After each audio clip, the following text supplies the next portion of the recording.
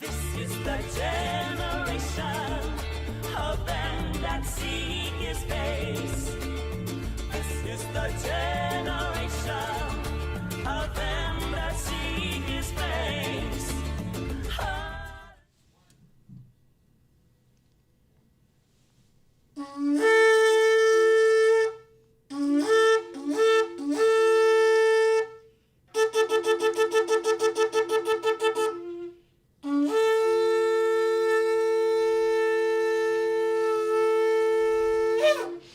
Shabbat Shalom. Welcome to the congregation. Adonai, we bless you. We give you honor, glory. We give you praise, Father, for today. We give you honor and praise because you are the Holy One of Israel. And we bless you today because you are our teacher. You are the one that gives us the hope that we need. And you're the one that shows us the love, the everlasting love that you gave our Father when you sent your only begotten Son, that whoever believes in him will not perish but have everlasting life. And so, Father, it is with that love that you have given us that we could love one another and share with one another. B'Shem Yeshua, amen and amen. Again, we want to welcome each and every one of you to our Parsha today. Our Parsha is taken from the book of Bamidbar. So if we turn to Bamidbar, the book of Numbers, and today's Parsha begins in chapter 16. Chapter 16, and the name of our Parsha today is Parsha Korach. Everybody say with me, Korach. I know that most people call him Korah. I don't think he appreciated being called Korah because that's a feminine name, right? Anybody know any Korahs? So I don't think he appreciated that, but his name is Korach. Korach. And Korach, the main meaning of Korach, there's several, lightness and shiny. But when you think of shiny, Korach, what do you think of?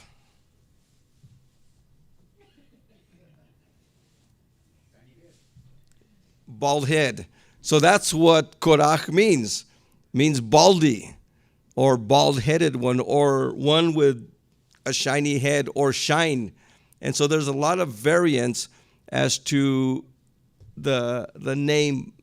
Now, what's interesting to me about Korach is that Korach, and in Spanish we have a word called coraje. What does coraje mean?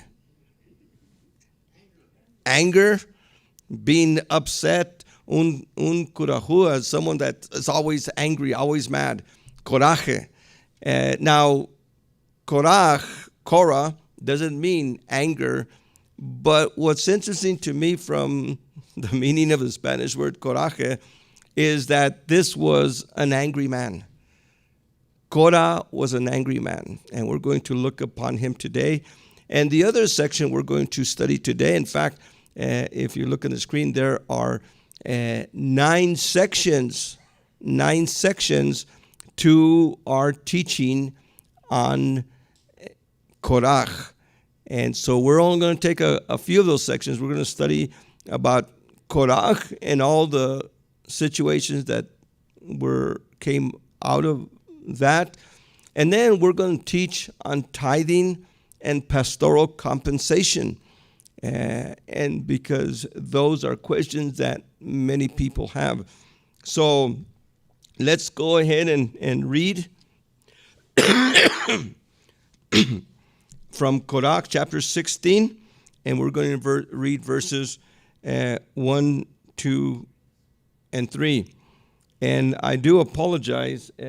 I was supposed to have a PowerPoint, and there's a PowerPoint up there, but I cannot see the screen from this vantage point.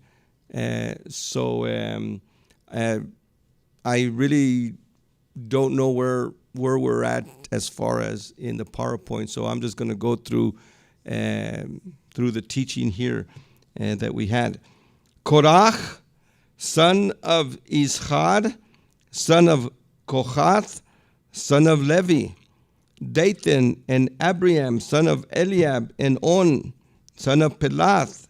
Eliab and Pelath were sons of Reuben, rebelled against Moses, together with 250 of the sons of Israel, leaders in the congregation, prominent men in the solemn feasts, men of repute. These demonstrated against Moses and Aaron, saying to them, "You take too much on yourselves. The whole community and all the members of the community are consecrated, and Yahweh lives among them. Why set yourselves higher than the community of Yahweh?" And so here we have this man, Korach. Now, I want you to remember what the Levites were. The Levites were a tribe that at the incident with the golden calf set themselves against the sin that was occurring in the camp. And because of that, Adonai, through Moses, set them to be the Kohanim instead.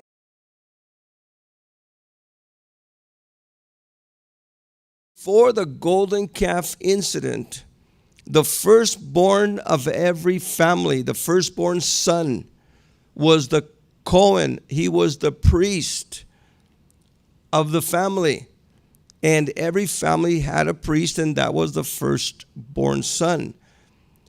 But at the time of the golden calf incident, because many of the firstborn sons who would have been priests became part of the revelry and the drunkenness and the orgies surrounding the golden calf incident, that Adonai disciplined and punished them, and many died, if you remember. But the Levites, the tribe of Levi, was chosen as the premier tribe for ministering to Adonai. Adonai has always had his ministers, and he will always have his ministers. And ministry is something that Adonai uses for his body, for his people. And from Genesis to the book of Revelation, we see the ministers of Elohim. And so we have this situation where we have the Leviim. Now, Aaron was a Levite, but Adonai chose Aaron and his sons to be the Kohanim. The rest of the Levites that were not from the sons of Aaron became the assistants. It's almost like the Kohanim were the pastors, and the Leviim, the Levites, were like the deacons. And they were the ones that were in charge of the physical thing, of setting up the tent, bringing it down, of doing this, bringing the wood. They were the workers. Now, they were consecrated to Adonai. They were set apart. And you have the lay people.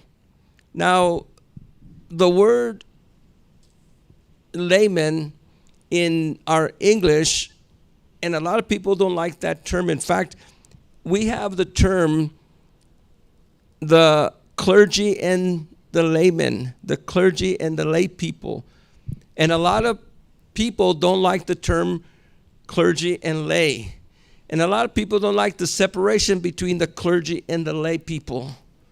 But Adonai has always had his clergy, his ministers, and the people that are lay. In fact, the word layman or layperson in Scripture means a man who is separated. A man, there's a line that man, in fact, it's the word for a stranger. And it's a line that person, even though he's an Israelite, he is a stranger to the ministry. He is apart from the ministry. There's a line there that he could not cross. And those who are called to minister are called to a different set of responsibilities. The responsibilities to minister over the people of Adonai. And so Aaron and his sons were the priests, but his family, his cousins, and all the cousins were Leviim, were Levites, were oblates, were servants. But they were not of the people. So we have the people, the Leviim, and the Kohanim. 3 sections in Israel. Well, the middle section, the Leviim, which Korach was from, had particular duties. But there was something in Korach.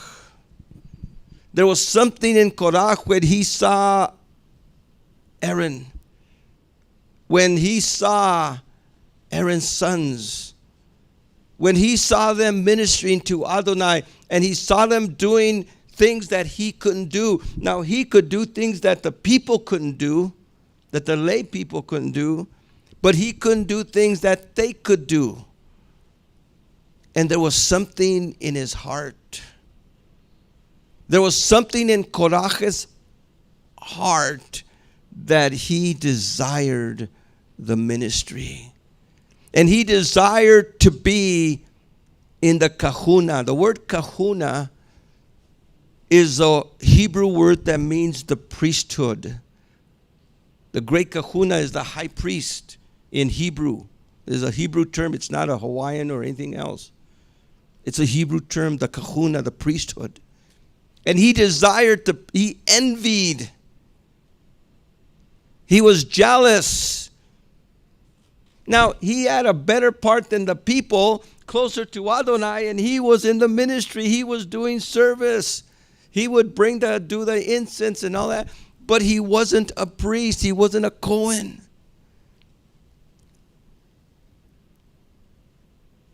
And so this guy, Korach, it says, rebelled against Moshe. And the rebellion was that he took men that were outside of the Leviim or Kohanim. They were Reubenites. He took these other guys, Dathan and Avriham, and he took them and he brought him into his camp. Now, these guys were outsiders. These guys were laymen, lay people. He not only wanted to be the priesthood, but he brings people from there into his sphere, which was not allowed. And not only that, he took 250 of the other Leviim in that rebellion, in that rising. The Hebrew says he rose up. A rebellion is a rising up. And he rose up against Moshe. And remember, Adonai is watching. Adonai is watching that this guy from here. Now remember, that's the same spirit of Hasatan. Because remember who Hasatan was. Hasatan was Lucifer. And as Lucifer, he was the worship leader of the choir of heaven. He was a cherub. He was a guardian cherub. He was an anointed cherub. And he led the worship, and he had musical instruments in the heavens. And all of a sudden, one day, Ezekiel 28, Isaiah 14, show us that one day iniquity envy, jealousy was found in his heart. And he says, I will rival the Most High. I will ascend into the mount of the assembly, the Kehillah, and I will rival the Most High. And he rebelled. He's the rebellious one. Hasatan is and that's why when Adam fell, it was Hasatan who came to Eve and gave words of rebellion. And Adam and Eve took those words. They rebelled, and sin came into the world, and death through sin. Korach was this man that rebelled against really Adonai. But he takes these lay people, he takes these laymen, and he takes other Leviim, and he takes them, and all of a sudden we have a company. And watch what he says. Or look at that. It says these are leaders. These were Nazis. They were not just rabble. They were from the leadership. They were prominent at the Moedim, at the solemn feast. Men of repute, men with a name. These demonstrated. Now we have another word. They demonstrated. They started a demonstration. I'm against demonstrations. All these people that are demonstrating and rioting, that is total rebellion against our country, against our president. These demonstrated against Moses and Aaron, saying, you take too much of yourselves. In other words, this guy in the middle is telling these guys that Adonai had set up, you take too much on yourselves. You guys are lifting yourselves up.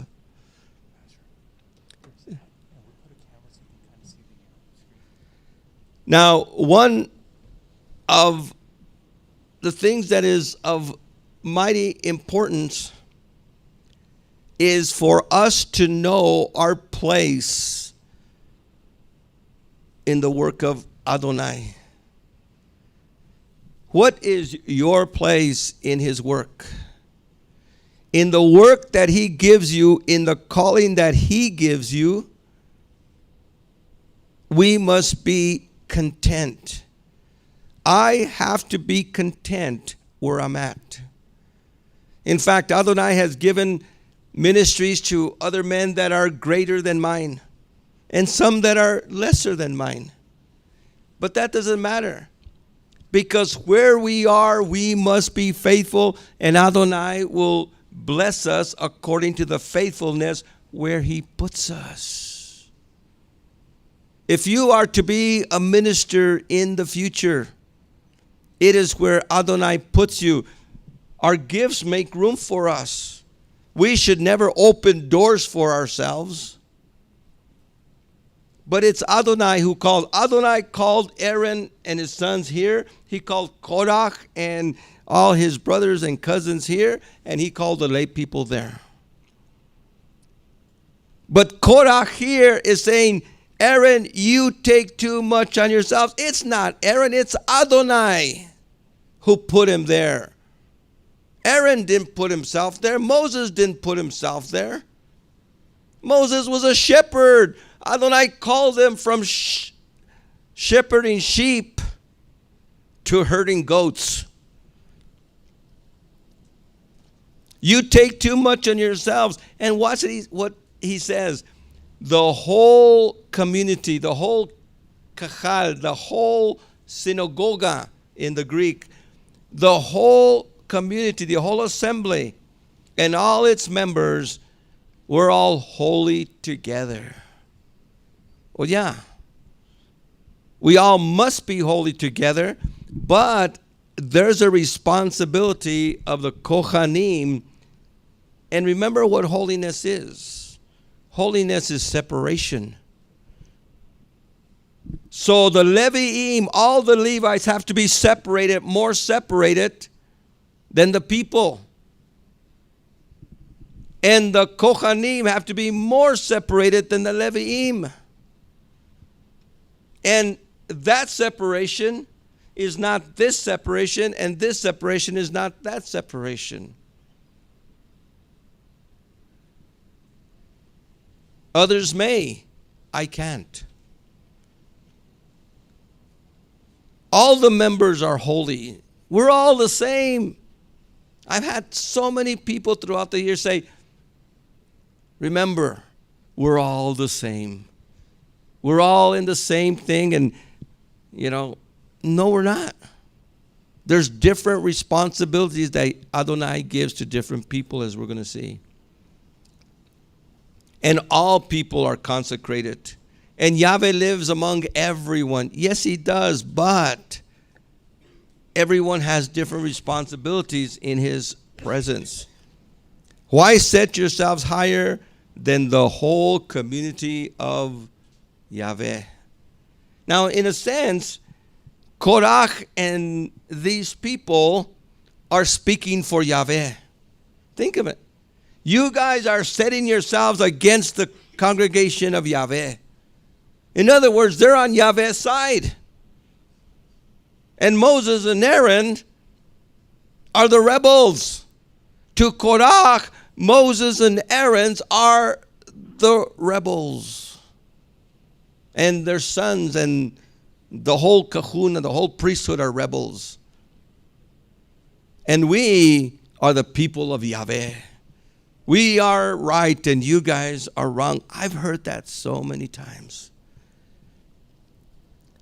Moses, when he heard this, threw himself downward on the ground. Moses, instead of defending himself against Korach, instead of fighting with him, Moses, it is said, is the most humble man.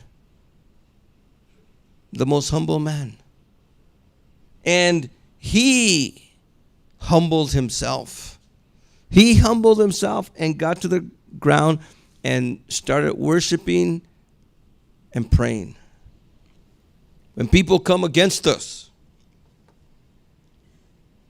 don't fight back. Get on the ground. When people attack, when people do this, get on the ground. Go to Adonai. Humble yourself. And Adonai will exalt us. Which is what happens here. Then he said to Korach, tomorrow morning Yahweh will reveal who is his, who is the consecrated man. And he says, take censers. Now, one of the symbols of the ministry is a censer. Anybody remember seeing one of these? These are censers. This was my censer when I was a priest. And we would use incense because incense is the symbol of prayer. And what the priest would do and the Levites would do is when they were at prayer, they would put a piece of coal in there and put incense in there. And they just waved these before Adonai. And the incense, as the incense went up, it would be a symbol of the prayers. So that was part of the Levites' ministry, to incense while prayer was going on. And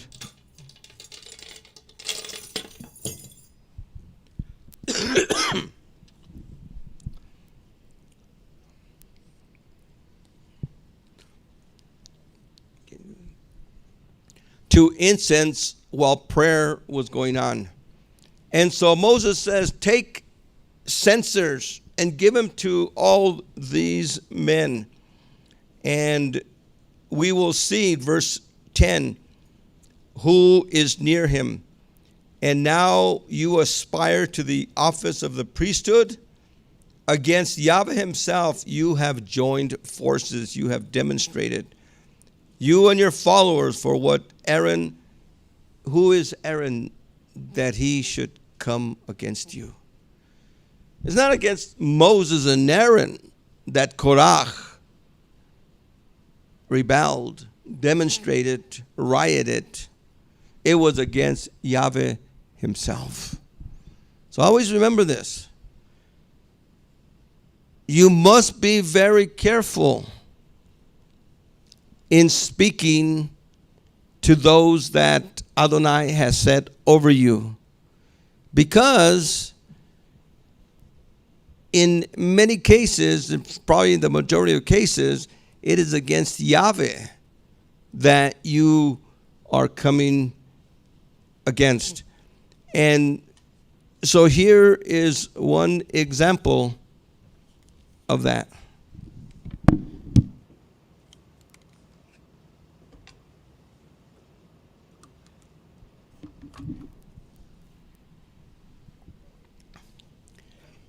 In verse 12, Moses summoned Dathan and Aviram, the son of Eliab, and they replied, "We will not come."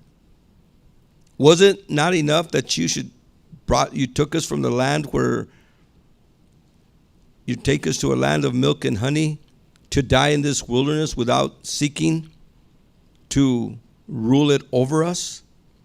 There is no land flowing with milk and honey that you have brought us to, nor have you given us fields and vineyards for our harvest. Why not? Remember, they're rebelling constantly. Do you expect that his people are blind? We will not come. And he summoned them, and they said, "We will not come." Let's talk this over. Nope, no talking over. Another rebellion here from these laymen. Moses said to Korah in verse 16, "You and all your followers, you and all your followers." By the way, let's look at this one here, 1 Samuel 15:23. For rebellion is as the sin of witchcraft, and stubbornness is as iniquity and idolatry. And so Korach, Dathan, Abiram, Adonai sees this rebellion, this stubbornness as witchcraft, as iniquity, as idolatry. And so people need to be aware that any rebellion, what's going on in our country today, the spirit of Korach is invading our country. It is the spirit of Korach, the spirit of rebellion, that is ruining our country. Now, we must never rebel, even against a government. Rebellion is wrong. In fact, the Civil War was a rebellion. But the Revolutionary War was not a rebellion. Why do we call it the Revolutionary War? Because it was a revolution. What is a revolution? A cycle. A cycle back. A revolution of the sun, a revolution of the earth, a revolution of the moon. A turning, a coming back to the start. Every sunset, we come back to a new day. Every first crescent moon after the spring equinox, we come to a new year. Every Chodesh, we come to a new month. Adonai, from the beginning, and here's where A lot of people don't realize this. The Declaration of Independence, our Constitution, was a coming back to inalienable rights that Adonai gave mankind from the beginning. And those inalienable rights were taken away. Dictatorships came. The dictatorship of King George. That was a dictatorship where the people had no rights. And Adonai gave men the opportunity to bring about a revolution, to revolve us, to cycle us back to biblical beginnings. Biblical beginnings. By the way, most people that are called revolutionists are not revolutionists, they're rebellion. Most people that are called radicals are not radicals, they're terrorists. You know what radical means? Radical means getting to the root of things, getting to the basic root of things. The root of all life is Torah. If you're not getting back to Torah, you're not a radical, you're a terrorist. And so all these people are called radical revolution. They're not radical revolutionists. They're terrorist, rebellious people. Like Korach, the spirit of Korach.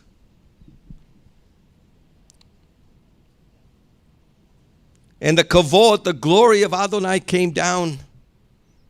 And Moses says, keep away, get away from those people. And here's the punishment of that rebellion.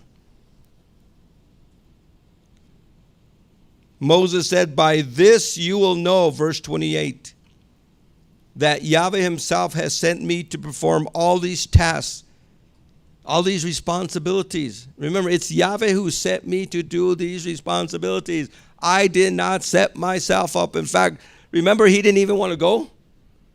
He didn't even want to go. I can't talk. I stumble. Blah, blah, blah, blah. But Adonai called him. Adonai brought him.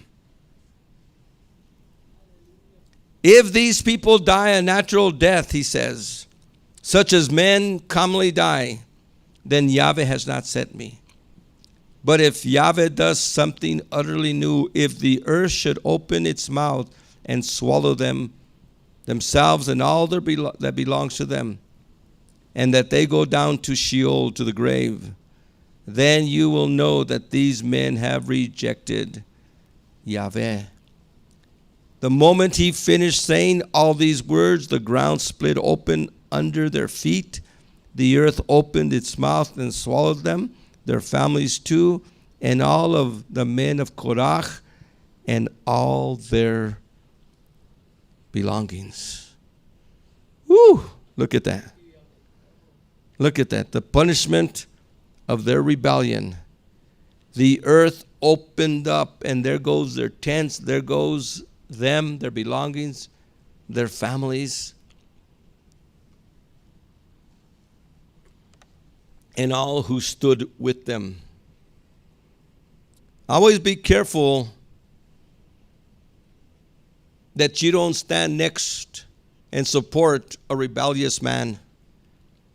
Because as Adonai comes and judges him, he will judge you. Now what's interesting is we find out later that a couple of Korach's sons, the sons of Korach, had split themselves even away from Korach, and they gave themselves to Adonai, and they even became musicians in the time of David. So sometimes even families have to separate if there is rebellion in the house, if there is rebellion in the air. And then it says, these went alive down to the grave. The earth closed over them and they disappeared. from the midst of the Kehillah, the assembly, the synagogue. At their cries, all the Israelites ran away.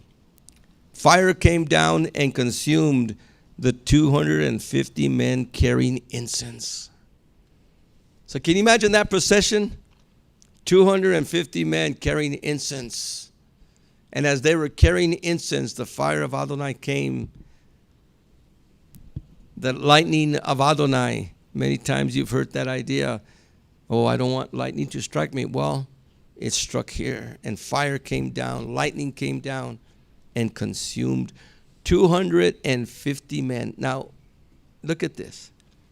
The men were consumed, but they were carrying golden censers. And as they were carrying the golden censers, these men were consumed, and their censers dropped to the ground. The censers were not consumed. And they got the censers because, and I like the word here in 17, either verse 3 or verse 38, because here's one of those areas where the Greek and the Hebrew numbering system is off. And it says there, the sinful censers are sanctified. The sinful censers are sanctified. Many times we think of sin and sanctification as being opposites. Something could be sinful and sanctified at the same time. Here's an example of that. The censers were set apart, but they were used for sin. They were used in sin. By the way, that's why Adonai says that when it comes to people that are rebellious and people that are in cults and all these things, it says, keep away from these people, even not touching their clothes that are contaminated with vice. Even their clothes could be contaminated with vice.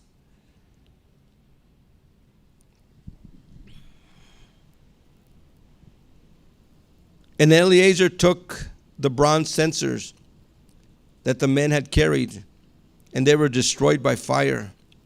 They are a reminder that no layman, no one outside Aaron's line, may come near Yahweh with incense to burn under the pain of suffering, the lot of Korah and his followers. This became an object lesson. These censers that were used, by the way, over the altar became an object lesson that from now on, no lay person, because these were, even with these other people came and Adonai destroyed them. Now, in verse 6 or 41, again, depending on your version, 16:41 or 17:6. On the following day, the entire community of the sons of Israel grumbled against Moses and Aaron. You have brought death to the people of Yahweh. As the community was banding together with Moses and Aaron, these tore the tent, and there was a cloud covering it, and the kavod of Yahweh appeared. Can you imagine that? Here, 250 plus men died because of rebellion. And now, the lay people, all these people grumbled against Moses and Aaron and said, you killed the people of Yahweh. No, it wasn't Moses and Aaron. They're not magicians. They can't call fire from heaven. It was Adonai who brought the judgment. It was Adonai who brought the discipline.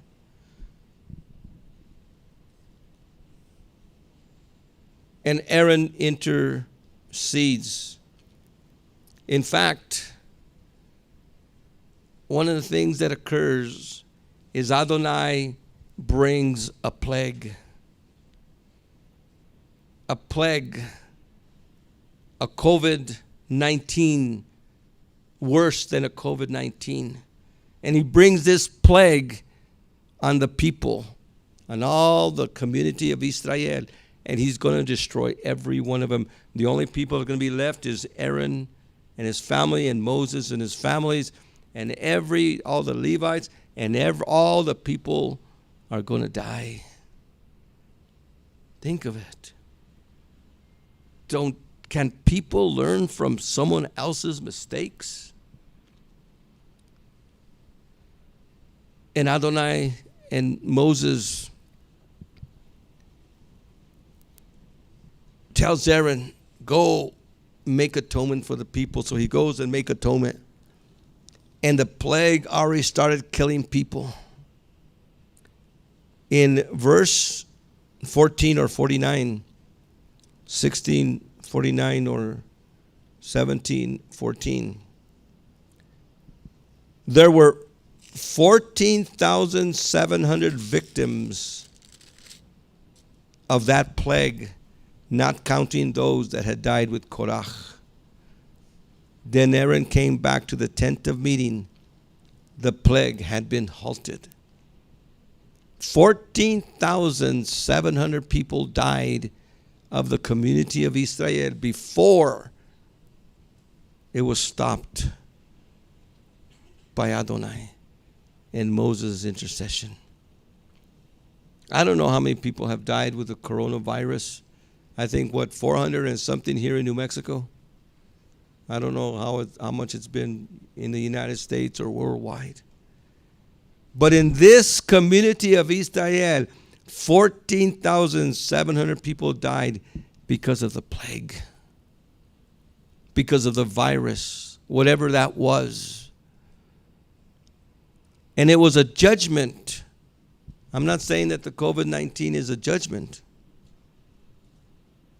Like the flu is not a judgment, but it's part of our rebellion and that idea that death comes through sin. And so, verse 16, 17, Yahweh spoke to Moses and he said, tell Israel, give you a branch, give you a staff, a rod, one for each of the patriarchal families, that the leaders come together and give you 12 staffs, 12 branches. Here's my staff with Paleo Hebrew written on it. And that is Ezra. That is Ezra that was carved on it. Because Ezra gave himself to study Torah, to practice Torah, and to teach Torah to Israel. And this is, in a sense, a shepherd's staff. And the brother who made it so that, got it so that the right place could be the place where you use to support. In biblical times, this was not a shepherd's staff, although the shepherd's staff is used many times as a symbol of pastoral authority. I have, again, my shepherd's staff that I had as a priest. But every family in the ancient world, every patriarch had a staff. And the staff went down to the firstborn son. And every one of these tribes, there was tribes, and the name of the tribe was written on it. In fact, I'm going to have someone maybe here carve Levi. And Ezra, of course, was a Levite and a Kohanim. But they had the name of the tribe inscribed, and that went to the leader of the tribe as they went down. And so 12 of these were given for the 12 tribes. Now, this staff is dead. This piece of wood is dead. This branch is dead. It's a dead branch. This cannot live again. It's impossible for this branch to live again. And so what happened here is the patriarchal branch of Levi, of Aaron, the shoot of authority. In fact, later on, they would use a scepter. A scepter is about half of this size, and the king would use it as a scepter of righteousness, a scepter of honor, a scepter of authority. We could go on that one for a while with Yeshua. Verse 20, the man whose branch, whose staff sprouts, will be the one I have chosen. And I will put an end to the complaints of the sons of Israel. So they got them, they put him there, and in the morning, the branch of Aaron sprouted. My computer died here, but it's been dead for a while, but that's okay. I had a picture of the sprouted branch, and that right there made Aaron to be, and the Leviim and Moses, because Moses was a Levite. Moses was a Levite. He wasn't a priest. His brother and Moses' sons would have been Levites, but Aaron was the priest, and this was the chosen branch. They opened, flowers bloomed, and almonds, and it was an almond. There were almond branches, and the gentleman who made it for me said that he made it for me after reading this chapter and verse of Aaron, and he said that he was going to give me this. And so now Aaron and his sons and the Leviim are chosen now to be the ones who would be able to carry on the ministry. And this ended the complaints of the people as far as Moses goes, at least for a while. Now, the branch, the staff, later on was put in the Ark of the Covenant, and in the Ark of the Covenant was Aaron's rod that budded, a jar of manna, and the 10 Commandments, the testimony.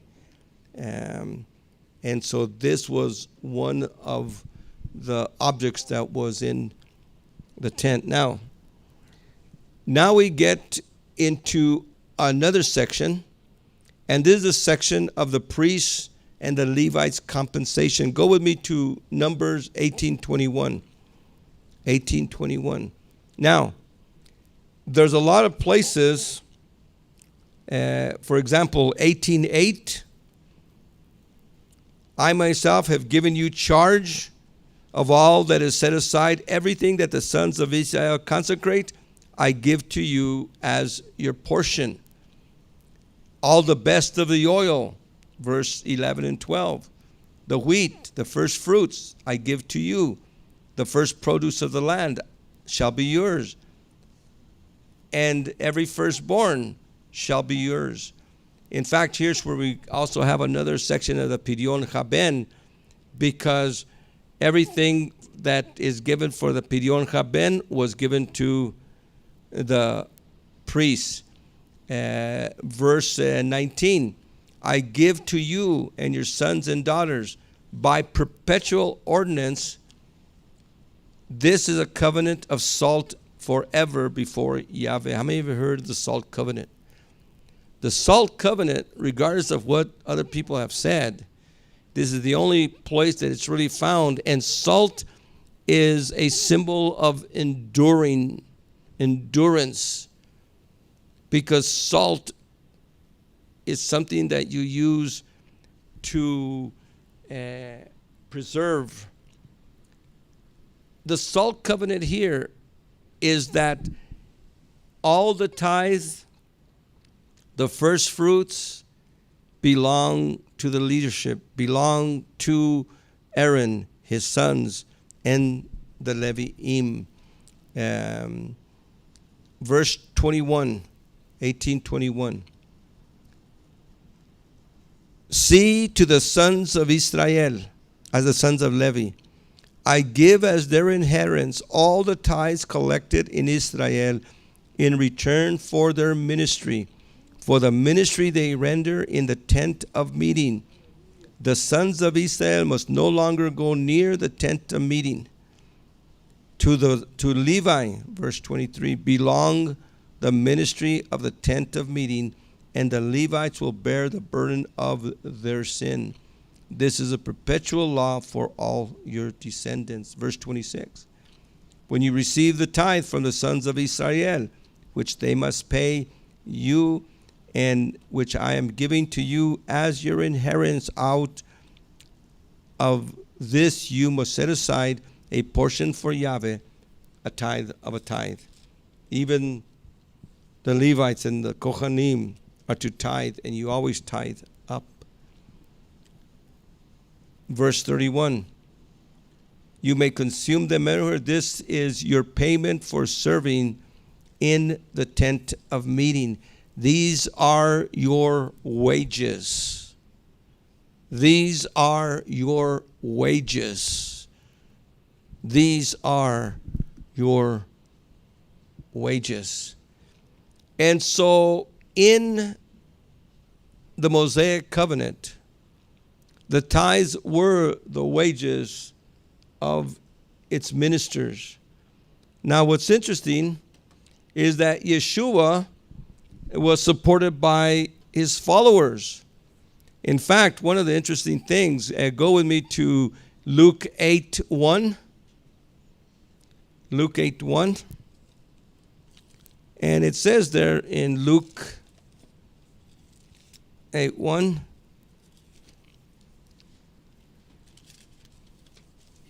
Luke chapter 8, verse 1.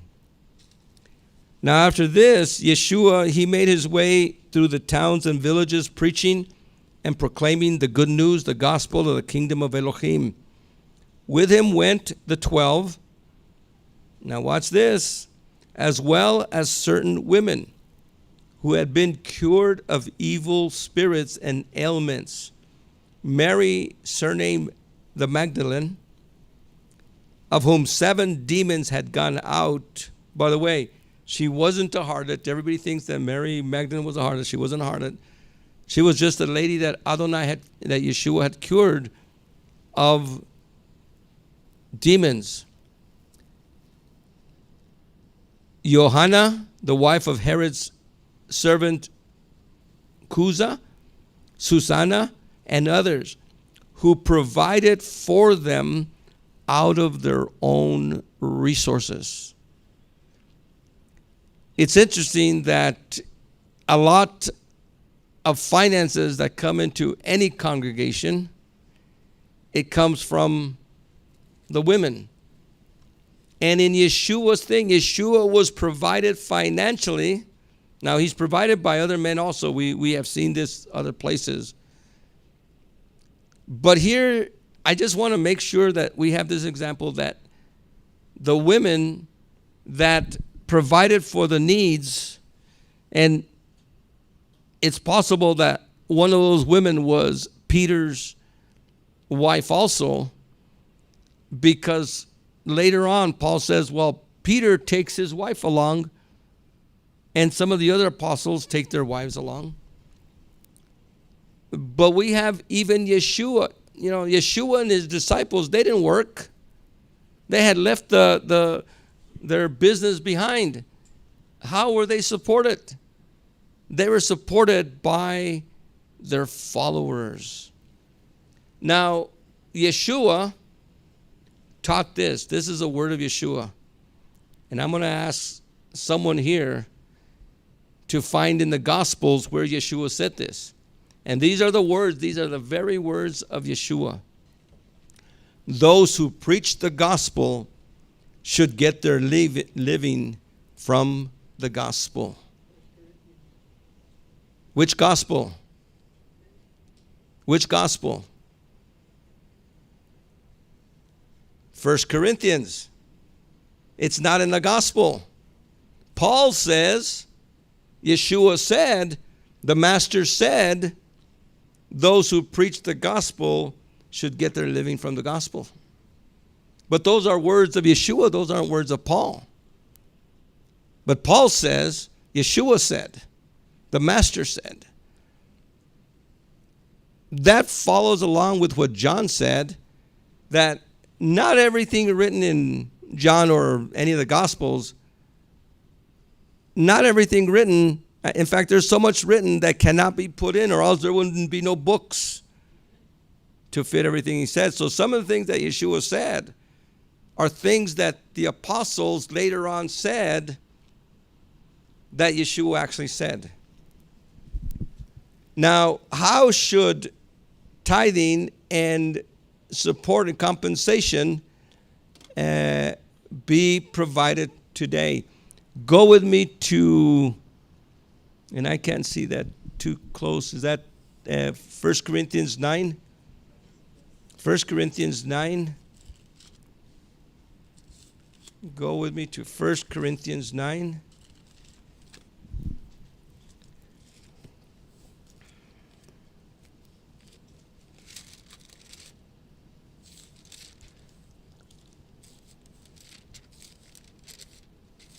And here it reads, by the way,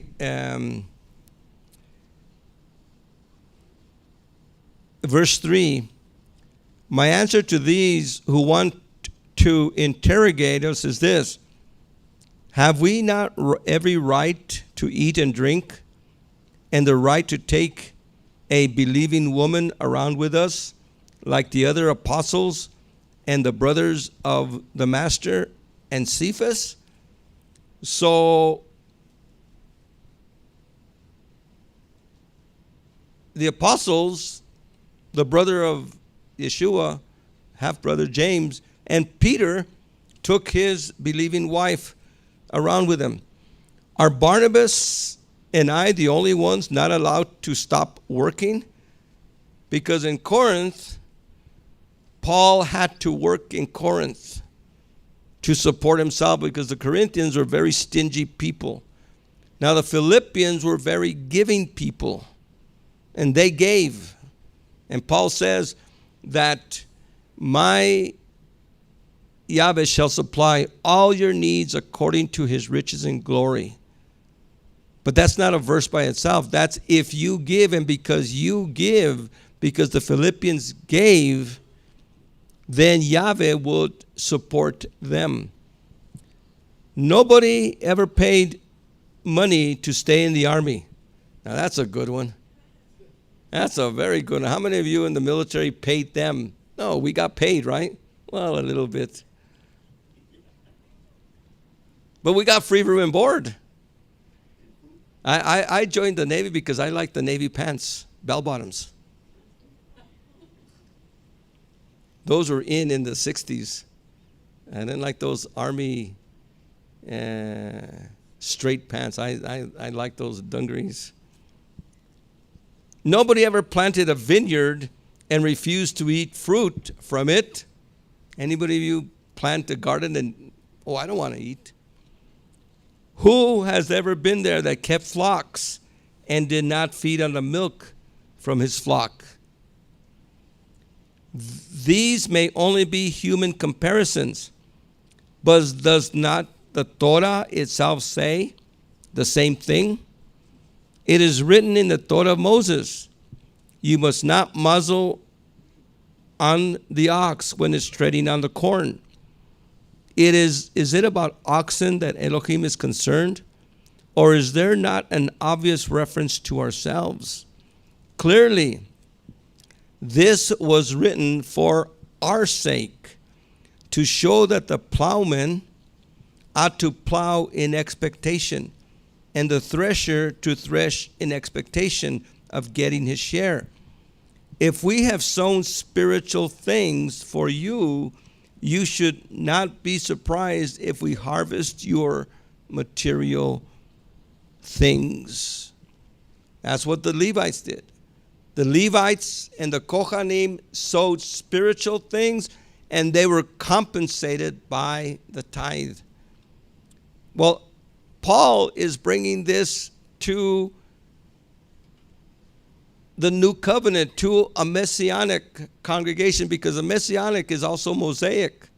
So the Mosaic, the messianic, and the apostolic have to work together. Others are allowed these rights over you, and our right is even greater.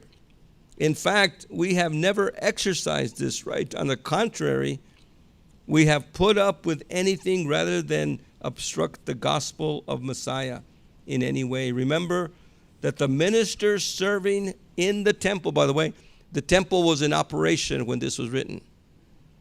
The ministers, the Levites, we're talking about Numbers 18. The Levites, the Kohanim, they were the ministers. The ministers serving in the temple get their food from the temple. And those serving at the altar can claim their share from the altar itself. That's what our Parsha is today. In the same way, la misma cosa, in the same way, the master directed that those who preach the gospel should get their living from the gospel. Paul didn't say that. The master directed. The master instructed in another translation. And so it wasn't Paul who says that the ministers of the gospel should get their living from the gospel. That is Yeshua. In fact, a couple of years ago, about a couple of years ago, I had one of our members that was attending here write me a letter and came against all kinds of things. And this is the spirit of Korach. Right away when I read the letter, I said the spirit of Korach. And I confronted him and others. This is the spirit of Korach. One of the things that he came against me is that we disagree that you are getting paid by the congregation.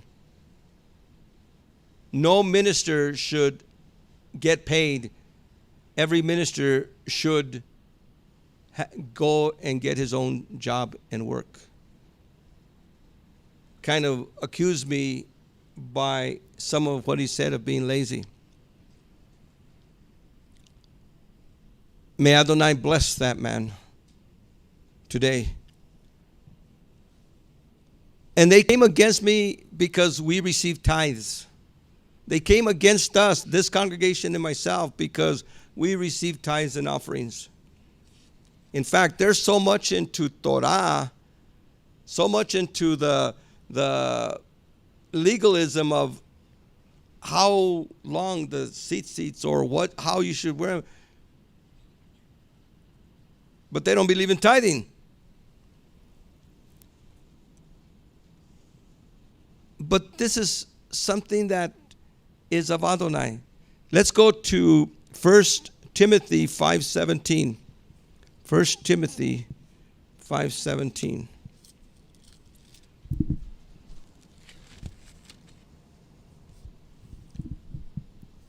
The elders who do their work well while they are in charge are to be given double honorarium or consideration or double, and the word here is really finances, double finances. especially those who are assiduous in preaching and teaching, as Scripture says. The worker deserves his wages. The worker deserves his wages. And so the Leviim got their wages. They deserved their wages. They got their wages from the tithes. In the same way, the new covenant teaches us the same thing. Go with me to 1 Thessalonians 5:12 and 13. 1 Thessalonians 5:12.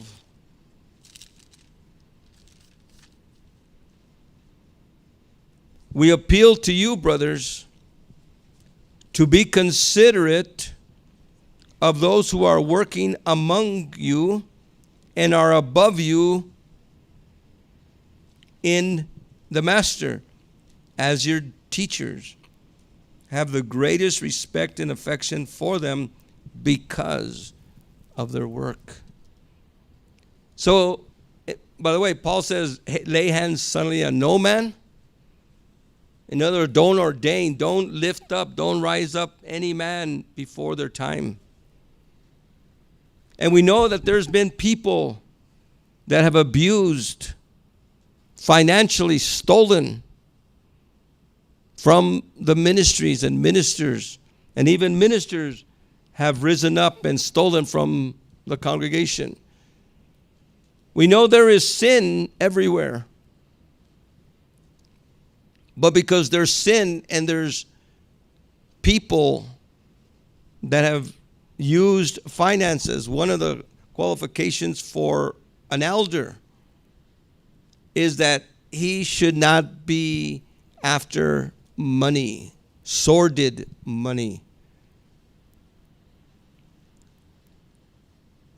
Many people have gotten rich out of the ministry. The ministry is not something to get rich out of. But over here we see that idea of people that are above you. And here's where Korach and these people were. Nobody is above me. I don't take, I've had so many people say, well, you're not my pastor. I don't have no pastor. Jesus is my pastor. Well, wait a second. You got to have Yeshua sent men. Yahweh sent men. Moses sent men. There's always this idea of a hierarchy of leadership. A lot of people don't like it, but that's Bible. That's the word. And here's one. In fact, there's another one in Hebrews. Let's go to Hebrews.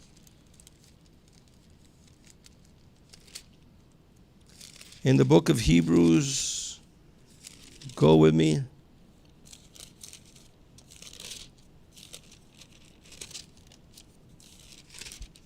Hebrews chapter 13, verse 17. Obey your leaders. What does it say? Paul is telling this messianic congregation, obey your leaders and do as they tell you, because they must give an account of the way they look after your souls. Make this a joy for them to do and not a grief. You yourselves will be the losers.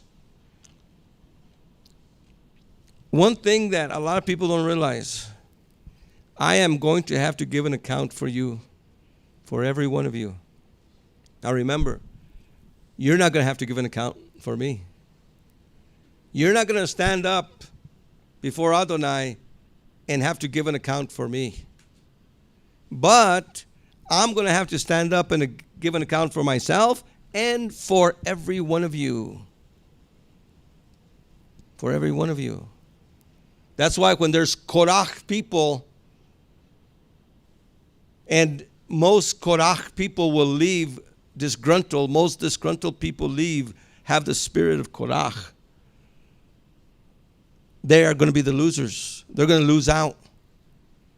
Because that spirit of Korach, it says, they must give an account of the way they look after your souls. Make this a joy and not a grief. Amen. And many of you, especially that have shared this leadership with me, have seen the grief that we have had over many, many people. I was ordained in 1974. And in all the congregations I've served, there have been, and I'm going to say something here, and I'm not trying to butter you guys up, but this is the best congregation I've ever served or been associated with or ever been to. You guys are a blessing. You guys are a blessing. The grief here has been minimal compared to the grief in other congregations. And even from the leadership, like Moses had this thing even from his lower leadership, his underlings, the Levites, Korach. Sometimes it's the leaders, these prominent men that rise up and they want the position and they want to rule over you. I've had deacons and elders and treasurers that have risen up and come against us. I've had men come and try to even come alongside us here and then take people from this congregation and start other little congregations. I don't know where they're at now. And many of these guys go from group to group to group to group.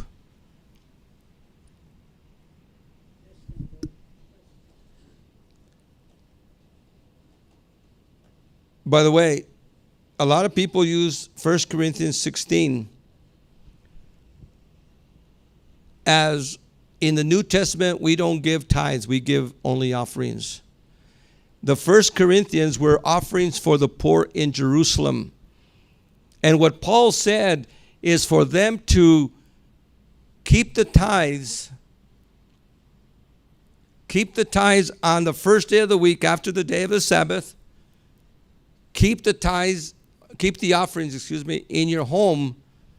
And so they were keeping their, what we would call today a tzedakah box in their home. And when Paul came around, he collected all the tzedakah boxes of every home and sent it to Jerusalem. And the same thing with 2 Corinthians 9. These are offerings for the poor. This has nothing to do with the tithings and offerings or the compensation of the ministry. Now, the application is that today, as with Moshe, we will use that same system, the same today, per Yeshua, per Paul, and we will use that for the ministry and the ministers. Now, what is the difference between tithes and offering? A tithe is 10%. 10%. It is given as a deliberate act of worship of what a person has received from their income. Now, when you use the word income, most of the time we think income is what we get paid. Income is what comes in, not necessarily what you get paid, what comes in. Because remember, in Israel, they tithe out of every income. If fruit came in, they tithe of the fruit. When the flock came in, they tithe of the flocks, of the firstborn. We see that with Cain and Abel. In fact, the first murder happened because of tithing, because of offerings. What happened is Abel gave a tithe and an offering of the fat as well. Cain gave just an offering and not a complete offering, some of the offering. And Adonai blessed the tither, and Adonai did not bless the giver. See, Adonai doesn't bless a giver if he's not a tither. Now watch this. Less than 10% is an offering, not a tithe. Of everything that comes in, what you work for, what is given to you. If you get a stimulus check, whatever comes in, whatever money comes in, someone gives you this, someone gives you that, you work on the side for this. Whatever comes into your home, 10% is a tithe. If you give less than 10%, you're just giving offerings. You're just giving offerings. More than 10% is a tithe plus an offering. There's some of you here that are giving 15%. Some of you giving 20%. So you're giving a tithe and an offering.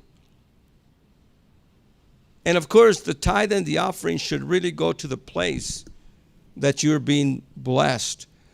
A lot of people tell me, well, we're going to split your tithe between you and supporting an orphanage.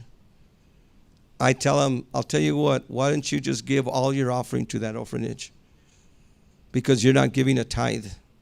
You don't tithe to orphanages. You give an offering to orphanages. You give an offering to Israel. You give an offering to over here, to the widows, the poor.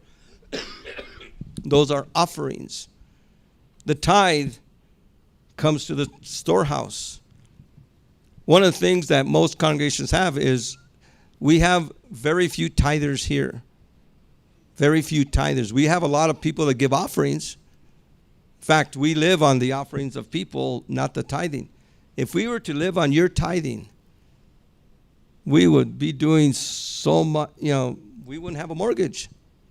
We would not have a mortgage. If everybody tithed, we wouldn't have a mortgage. We wouldn't have all, we'd have so much more. The tithe is of importance. The tithe is of your income. And I would encourage every one of you to tithe, to become a tither. I'm a tither. My family are tithers. And we give offerings too. In fact, with my tithe, I always give an extra offering. Every time I give my tithe, it always goes with an offering. And I'm going to ask you to do what I do. I'm going to ask you to do what Adonai says. And, of course, one of the things, in fact, I think, let me go back here to one of the, I don't know how I missed that one. Oh, here it is. What is the tithe? The Hebrew word for tithe is ma'asra. It means the 10th part. Again, the Greek words dekatu and apodekatu also mean 10%. 10% of income, what comes in, not what you get paid. Now, the principle of the tithe is really pre-Mosaic, before Moses. Abram gave to Melchizedek a tenth of everything. Yaakov said, I shall faithfully give you a tenth part of everything you give me. So the tithe is actually something that started outside of Eden with Adam, Cain, and Abel. And it's continued through Abraham, Yaakov, and it's continued through Moses. And it's continued through Yeshua and the apostles. The worker deserves his wages. The ministry deserves. Let's stand before Adonai. Father, the spirit of Korach is rampant in our nation. People do not understand Romans 13. To obey our governing authorities. People don't understand Hebrews and Corinthians and Timothy to obey the leadership in a congregation. Even in homes, the husband as the head of the house has been replaced by a committee of the wife and even some of the children and even the dog. What's good for the dog better than for what the husband says? In the name of Yeshua, Father, we come against that spirit of Korach. We come against that spirit, Father, of what is going on in the world today. Not just the church, not just the synagogue. In fact, Father, the cults and the occult and the false religions, Islam and all those religions, Father, they have very structured authority. Even the gangs have a structured authority. Even in the prison, there's structured authority among the prisoners and among the gangs in the prisons. And they are the most rebellious people there is. The false religions, the cults, are very structured. But Father, within the assembly of Messiah Yeshua, there's much rebellion. Even within the Messianic community. And Father, we come against that. And we pray, Father, that you might bring the rule of law to our country. Father, bring the rule of law to our country. And Father, part of the reason I want to obey even what the governor of this state, which I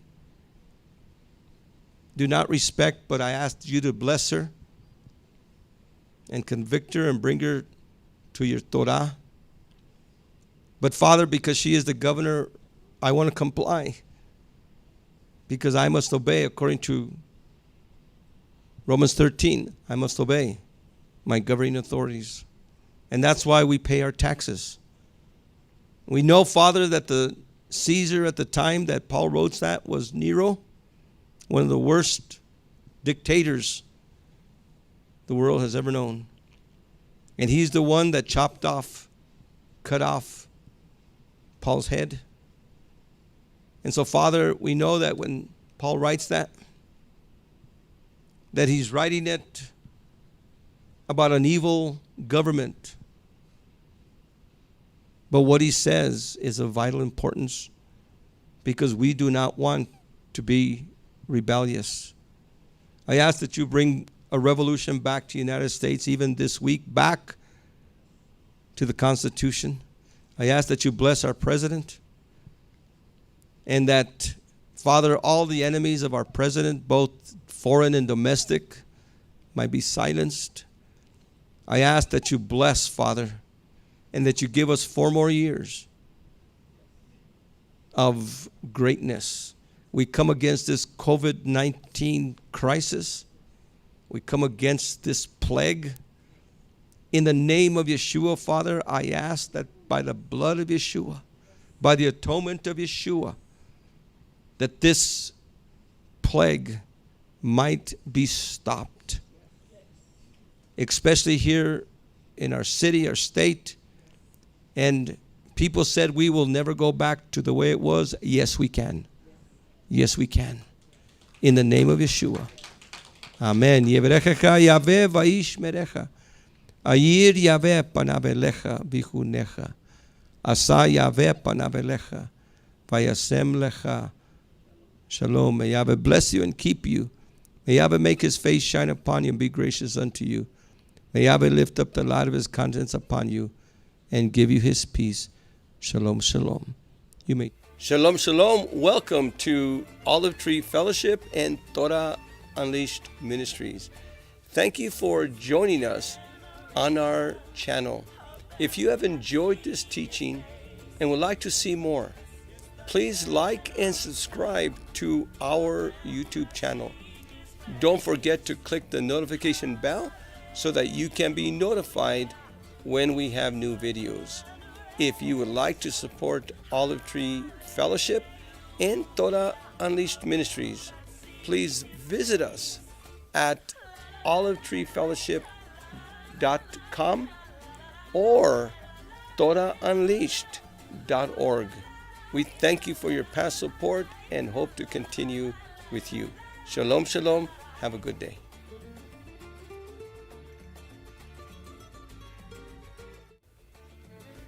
Shalom, shalom y bienvenidos a Olive Tree y a la Torah desatada.